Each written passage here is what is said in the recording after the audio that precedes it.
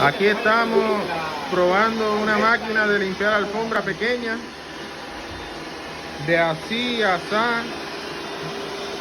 Esto es un cambio brutal con una porquería máquina.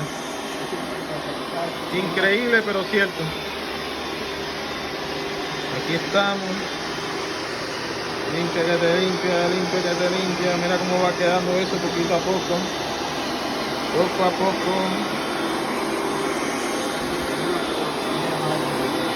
Mira cómo se llama la maquinita esta. Por si la ven. Por si la ven pueden ver la diferencia del tin al tac, del turn al turn. Limpia alfombra con tu maquinita portátil en la casa. ¿Qué mejor que eso?